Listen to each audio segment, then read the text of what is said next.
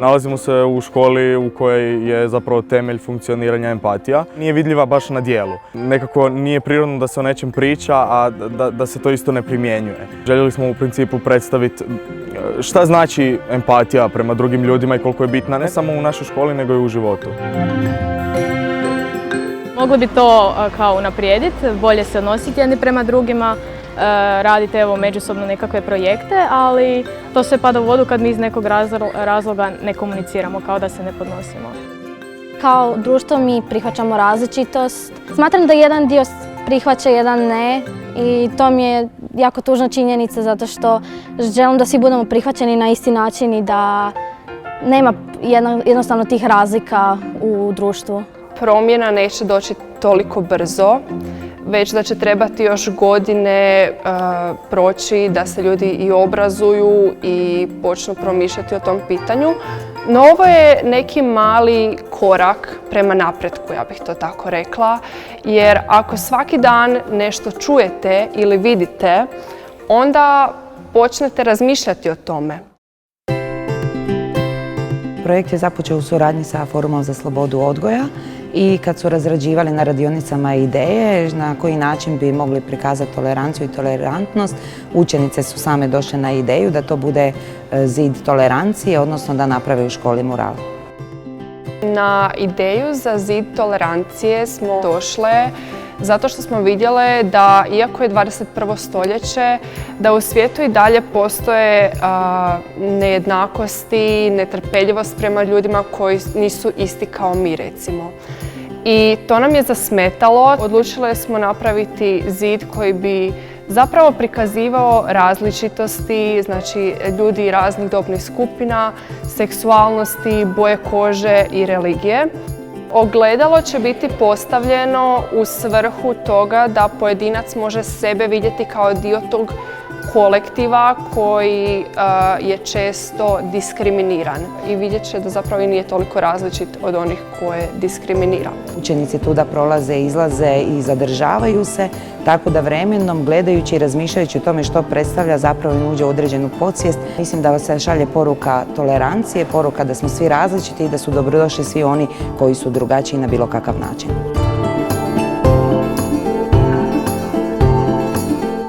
Imali smo prvo fokus grupe, nakon fokus grupe bili smo na edukaciji. Na edukaciji smo u principu htjeli kroz projekt predstaviti nešto što nas zapravo smeta. Mislim, tema projekta je bila stereotipi i predrasude, budući da se mi u našoj školi ne susrećemo baš sa nekim stereotipima i predrasudama, nego više manjak empatije i osjećaja i slično, pa onda smo htjeli predstaviti kako se mi osjećamo, ali da ne bude napadno, pa ono nekako najprirodnije u mojim cipelama reći, jer svako ima neki žulj u svojim cipelama koji ga posebno žulja. Željeli smo da iznesemo svoje stajalište o nastavi i da profesori iznesu svoje stajalište i onda da nekako pokušavamo kroz komunikaciju riješiti nekakve prepreke koje se često događaju u komunikaciji tijekom cijelog dana. Planirali smo osnovati nešto tipa zajedničkog razgovora gdje bi svako bi mogao na papirić iznijeti svoje mišljenje, neki problem, na primjer previše sati, ali da bude nešto realno o čemu mi možemo pričati i onda bi 1 sat u tjednu sva 3 razreda se našla vani ili u nekoj najvećoj učionici i onda bi nekako pokušali uspostaviti tu komunikaciju. Dosta učenika je zainteresirano jer dosta učenika želi iznijeti svoje probleme i nekako uvijek želimo da se negdje naš glas čuje. Činjenica, učenici se uvijek ne poslušaju. Vjeruju i nama, znači učenicima koji su to pokrenuli, ali i našim nastavnicama koji su s nama u tom projektu. Tako da do sad su pozitivni stavovi drugih učenika. I vjerujem da će nam se još neko priključiti svakako. Projekt iz moje perspektive je zanimljiv i sam naziv Mladi pokreću promjene, a iz naše škole je potekla inicijativa da to bude u mojim cipelama, je u principu ono što se očekuje, da mladi percipiraju probleme koje doživljavaju kao relevantne za njih, da iznesu i da zajedno pokušaju doći do rješenja tog problema. Mi smo velika škola, znači da imamo jako puno ljudi, naravno različitih ljudi i išli smo s nekom idejom da se svi osjećaju ugodno i prihvaćeno i poštovano, što često u našem društvu nije situacija. Ideja nam je bila da malo proširimo tu raznolikost ostalima, jer smo vidjeli da ima problema s tim, mnogi ne razumiju tu razliku i odlučili smo da bi to bilo najpristupačnije kroz neku lentu vremena. Lenta će biti od početka tamo od stepenica, znači do kraja i ulazit će u neke učionice. Tu će biti kronološki postavljeni ljudi koji su bili jako utjecajni u prošlosti. Nećemo prikazivati samo bijele muškarce, nego i žene i ljude drugih rasa koji su prisustvovali u velikim otkrićima i velikim naprecima čovječanstva. U ovom projektu nam je najvažnije prenijeti ideju i vrijednosti koje mi u školi zastupamo, a to je prihvaćanje različitosti. I kroz lentu vremena na kojoj će se nalaziti osobe koje su doprinijele prihvaćanju različitosti, želimo potaknuti učenike i profesore da razmišljaju i o tim temama. Ja bih osobno htjela vidjeti Martina Luthera Kinga sigurno i Freddija Mercurya, jer su to ljudi koji su po meni napravili jako veliku promjenu. Također, jako puno znanstvenika. Htjela bih vidjeti i Jane Goodall, jedna od najpoznatijih ženskih znanstvenica. Mislili smo da bi bilo dobro da stavimo 50% žena i 50% muškaraca i htjeli smo još uključiti i hrvatske znanstvenike i sve znanstvenike iz svijeta.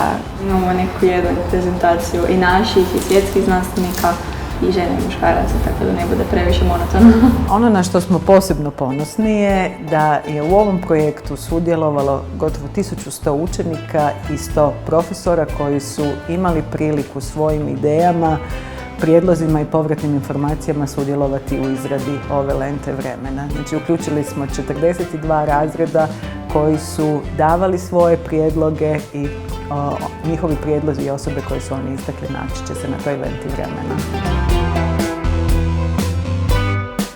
Mi smo osmislili zajedno sa drugih 15 učenika projekt kao dnevnog boravka u školi za putnike koji moraju dugo čekati kada dolaze u školu i kada se vraćaju iz škole za bus ili vlak. Osmislili smo ga tako, znači, bit će u auli škole i tamo će se putnici moći zadržati kao i drugi učenici. Mi smo došli do ideje tog dnevnog boravka zato što ja sam isto putnik i meni se busevi i vlakovi ne poklapaju, isto moram dugo čekati.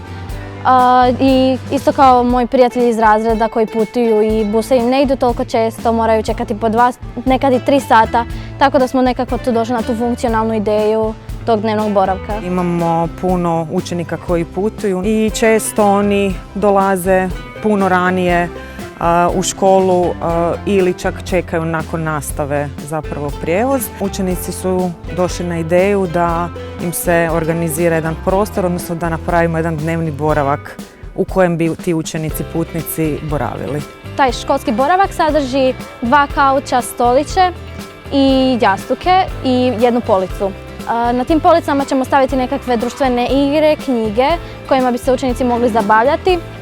Stolići služe da bi mogli pisati zadaću, rješavati nešto, ponavljati i jastuci će biti na kamenim stepenicama, tako da kada ne bi bilo mjesta na kauču bi mogli na tom kamenu. Odlučili smo se sudjelovati zbog toga što zapravo želimo da se naši učenici aktiviraju, da aktivno sudjeluju i u životu škole i pokušavamo ih zapravo i aktivirati da sudjeluju i u životu lokalne zajednice.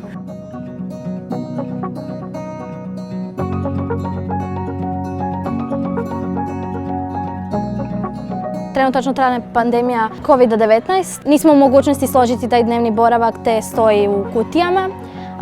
I smatram da je to za najbolje zato što bi se, kada bi to složili, učeni bi se okupljali, što ne bi bilo po pravilima. Krenuli smo s planovima, čak smo imali i sastanak prvi, raspodijelili uloge Čak smo prezentirali svim razredima što mislimo raditi u projektu i onda nas je zapravo zaustavila epidemija i kad smo krenuli raditi od kuće i čak i potres pridonio tome. Mislim da ćemo se snaći, pa onda, ne znam, već smo imali planove, već smo krenuli sa širenjem tog projekta. Budući da je prva tribina otkazana, osjećali smo se, bar ja, dosta žalosno, a i vjerujem i ostali kolege, jer dosta smo očekivali od projekta. Očekujemo naravno i dalje, ne znači da je projekt stao zbog situacije, ali bili smo previše svježi i nastojali smo funkcionirati odmah, znači odmah nešto da urodi plodom što smo već predložili i bilo nam je žao, ali eto, nadamo se da ćemo uspjeti. Mislimo da ćemo ovim muralom postići jedan mali korak prema napretku, znači da ćemo napraviti to da se pojedinci zapitaju je li njihova netolerancija opravdana.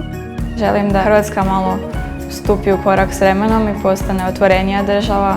Jako smo srčani ljudi i želim da se ta dobrodošlica proširi na ljude koji nužno ne izgledaju kao mi i da postanemo malo inkluzivniji kao narod.